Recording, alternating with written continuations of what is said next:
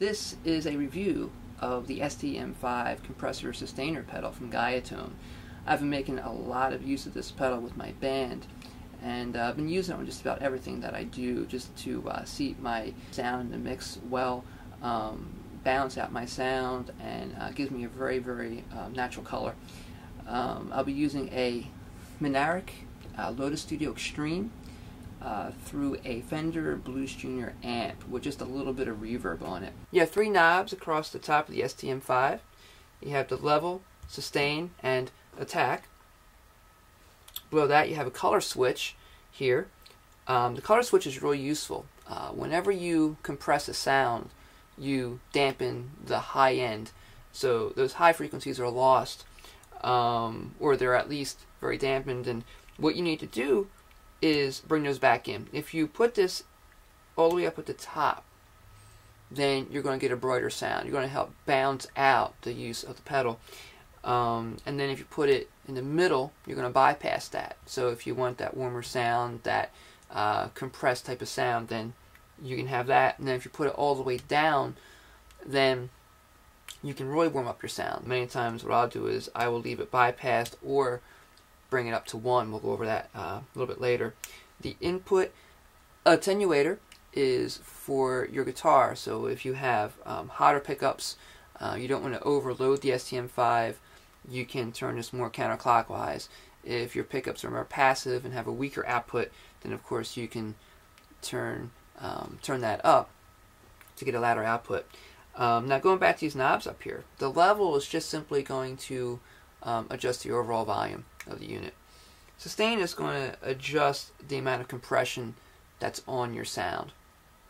The attack knob is going to adjust basically the feel of the pedal, and it's going to bring in more sustain if you want that. If you're playing single note lines or you want your chords to ring out more, you could turn up the attack just a bit. You can also use the attack to really squash your sound too, if you're going for a unique type of effect. Now what Guyatone did here was they made a small pedal, and as always they kept with the thinking, and they put your input, output, and your power across the top, which gives you more room on the sides to put more boxes on your board. They also put a stomp guard here. Now I took it off for purposes of this demonstration, but you see where these screws are. There is a stomp guard that comes across here, so that you don't damage the smaller switches down here, and also so your toe doesn't ride up accidentally and move these knobs. This first setting I'm going to use is one that I use quite a lot of, and what I'm going to do is first just play through a chord progression so you can hear without the STm5 on, and then of course I'll A-B them and play it with it as well.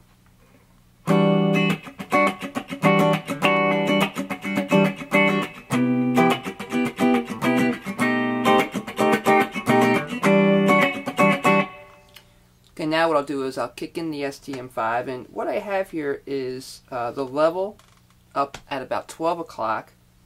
I have the sustain fully counterclockwise, and I have the attack fully counterclockwise as well. So what I'm going for here is just a real natural sound, nothing over the top, nothing that hits you in the face. So I'll engage this now, and also the color switch is going to be right in the middle, so it'll be bypassed.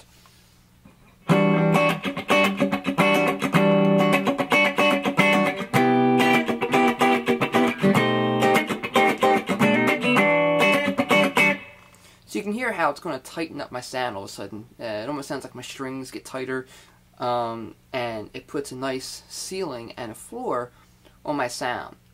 So if I'm playing in a band or recording tracks, I don't have to worry about my sound jumping out, being too loud, or being hidden and being overwhelmed by other instruments. Especially if I'm playing with, maybe brass or strings, or if a keyboard part comes in halfway through a solo or a specific part that I want to be heard.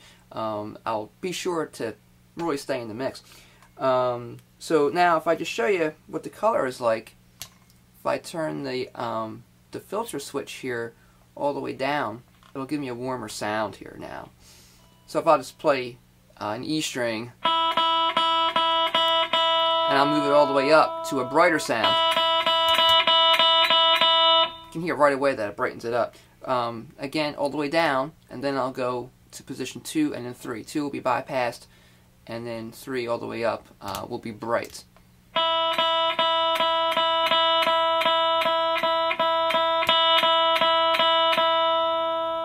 The next way I like to use this STm5 for, and I make great use of this, is when I'm playing with my fingers. If I'm using fingerstyle, what can tend to happen is sometimes you'll lose some notes, especially, again, like if you're playing in a band. Some notes will be lower than others. You really want the notes to stand out. And also, when you're playing with your fingers too, sometimes you want to pop the strings just to have more dynamics when you're playing. And you can still achieve that with this. But again, it'll put a ceiling and the floor on your sound so that you don't have to worry about, you know, when you pop a string jumping out of the mix and sounding way too loud. So this is great for that. Plus, it tightens up your sound, tightens up your strings. And the way I like to use this is I'll take my level and I might make it just slightly louder than my amplifier. So depending on where your amp is, it might be between 9 and 12 o'clock. Sustain I like to bring up just a bit on this, maybe between 9 and 10. So first we'll play this idea without the STm5.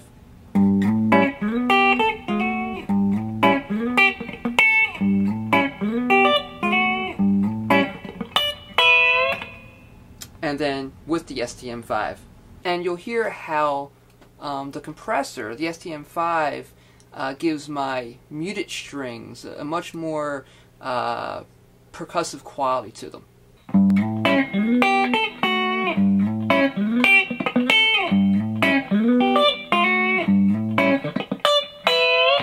The other way I found this pedal really useful for is if I'm playing funk-inspired ideas, and